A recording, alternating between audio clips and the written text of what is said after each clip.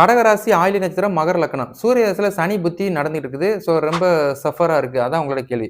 இப்ப உங்களுக்கு சூரிய தசையில சனி புத்திய நடத்துறாரு அப்படிங்கும்போதே நம்ம மாட்டிக்கிட்டோம்னு தான் சொல்லணும். ஏன் அப்படின்னாலே சூரியன் இந்த மகர லக்னத்துக்கு ஃபர்ஸ்ட் அகைன்ஸ்ட் ஆனவர். அப்ப லக்னத்துக்கு இந்த சூரியன் அகைன்ஸ்டாவே செயல்படுறாரு. ஸோ இதுல அந்த சூரிய தசைக்கு அகைன்ஸ்டா சனியும் உங்களுக்கு புத்திய ஸ்டார்ட் பண்ண உடனே இன்னமும் நமக்கு முரண்பாடுகள் ஸ்டார்ட் ஆயிருக்கும். ஸோ அது காரணம் இந்த மகர லக்னத்துக்கு தான் பிரச்சனை. ஏன்னா மகர லக்னத்துக்கு யோகாதிபதிகள் அப்படின்னு சொல்லும்போது நமக்கு சுக்கிரனும் புதனும் வந்தாதான் நமக்கு நல்லவிதமா இருக்கும். அப்ப உங்களோட ஜனன ஜாதகத்துல இந்த சனி புத்தியை முடிச்சதுக்கு அப்புறம் உங்களுக்கு புதன் புத்தி ஸ்டார்ட் ஆகும்.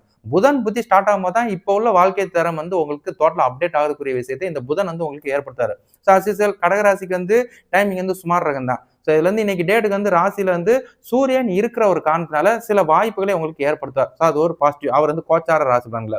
மற்றபடி லக்னத்துக்கு டைமிங் சரியில்லை. உங்களுக்கு சனி புத்தி முடியணும். ஸோ நீங்க உங்க ஜனன ஜாதகத்தை எடுத்து பாருங்க. அந்தரம் சொல்லிட்டு ஒரு சில கான்செப்ட் ஓடும். ஸோ அந்த இதுல அந்தரத்துல ஏதாவது புதன் அந்தரமோ சுக்கிரன் அந்தரமோ நடந்துச்சுன்னா அந்த காலகட்டங்களில் ஒரு அப்டேட் ஆகிறதுக்குரிய விஷயத்தை அவங்க ஏற்படுத்துவாங்க அப்படின்னு உங்களுக்கு நான் ஞாபகப்படுத்திக்கிறேன். சரிங்களா?